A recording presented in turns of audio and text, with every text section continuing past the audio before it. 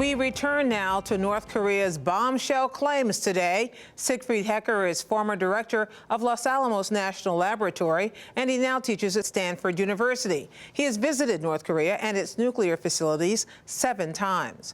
And Wendy Sherman was Undersecretary of State for Political Affairs during the Obama administration.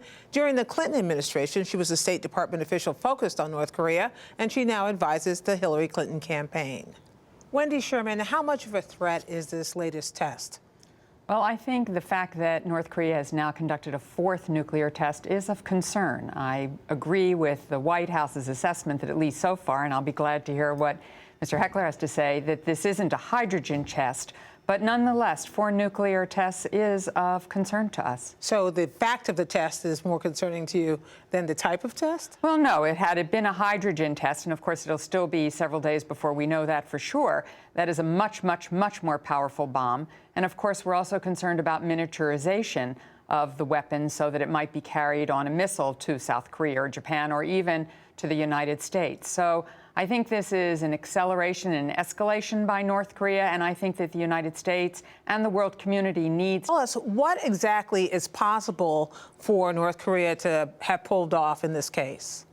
Well, it's not clear exactly what they did. As Ms. Sherman pointed out, they did another nuclear test, and actually my greatest concern is that they did this 4th nuclear test. With that nuclear test, they clearly achieved greater sophistication. In most likelihood, meaning being able to make the bomb smaller, lighter, and therefore have greater reach if they're able to get them on a missile. You know, whether it was a hydrogen test or not, we don't know. My sense is we'll probably never really know. So far, from what's the information that's there, it appears the size of the blast, in other words, the power from the seismic signal that can be measured, it's about the same level as the 3rd nuclear test in 2013, which we put at the level of approximately a Hiroshima bomb, you know, let's say 10 to 15 kilotons. Now, whether it actually achieved the sophistication of going to a fusion bomb, that is, the normal bombs of fission or atomic bombs, to fusion or hydrogen bomb, that's a very big step technologically. And it's not clear that that was done, but we also can't rule out that the North Koreans have made significant advancement. Wendy Sherman, we talked about the U.S. reaction. Let's walk through some of the other international reactions, especially China. In the past, they've been as protective of North Korea as any nation. Not so today. All right, well, today they said they are resolutely opposed to what North Korea has done. Now we need some resolute action from China as well. It is significant and useful that the UN Security Council held an emergency session. The reports out of that session are that nobody objected to further sanctions. And Ambassador Power, the U.S. ambassador, called for more sanctions. And many candidates today who are running for president have called for greater action. And Secretary Clinton, who certainly understands what's happening in Asia, has called for greater sanctions and to ensure, as I think we all feel, that we not allow North Korea to blackmail the international community, but that we take resolute action to tell them this is not acceptable. Siegfried Hecker, let's talk about resolute action for a moment. A year ago, the president signed an executive order to freeze assets in North Korea. Everyone, as Wendy Sherman pointed out, is calling for resolute action, universal condemnation. What difference does that make for a rogue state like North Korea? Yeah, quite frankly, I think none. Because we've been through this at least since 2003 or so, when North Korea pulled out of the Non-Proliferation Treaty, and the attempts, not only by the United States, but by the international community, has been, in essence, to threaten North Korea, to sanction North Korea, to isolate North Korea, and it simply hasn't worked. I think we failed to engage North Korea appropriately when we had opportunities in these last 12 or 13 years. Whatever engagement was there didn't work. The bottom line is, over this time, from 2003, when they most likely built their first primitive device, which they tested in 2006, until today, they have gone from building a device 2003, testing one that didn't work so well in 2006, to just now where they had the fourth test, a successful test. And in the meantime, at the same time, they have scaled up their ability to make more bombs. And so where we used to have the problem of having this country that could perhaps build the simple nuclear device, today they appear to have a nuclear arsenal.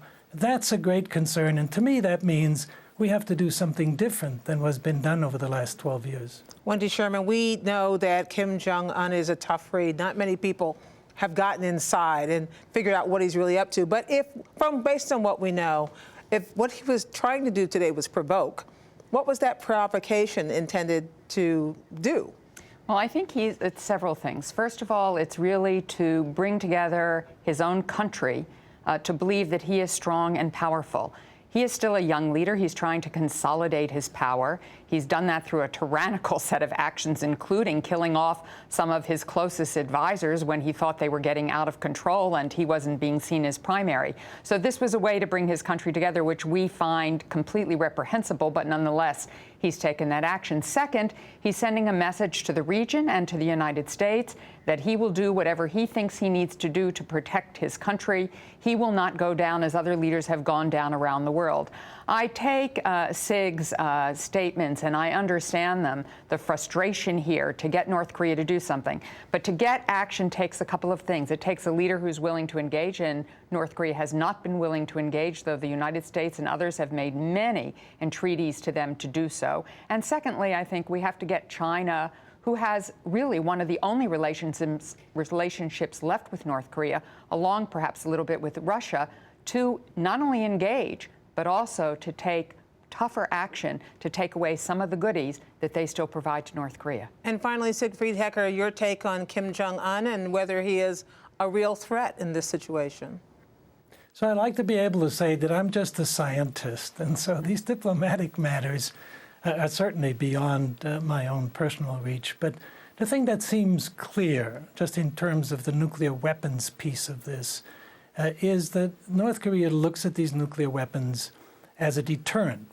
During all of my visits and the discussions with their foreign ministry and the diplomats, rather than the technical people, they talked about their deterrent. So the emphasis was always deterrent, meaning deterring the United States from essentially going into North Korea, or as they like to say, our hostile policies. So I think we need to understand exactly what is the North Korean security concern, because without getting over that concern, in North Korea to come to resolution, it seems to me, again, not being a diplomat, that the issue is much bigger than just a nuclear issue. And so focusing on the nuclear issue by itself is not going to be able to get us there.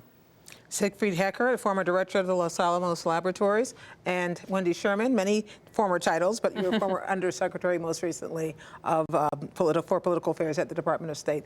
Thank you both very much. Thank you. Thank you very much. It's my pleasure.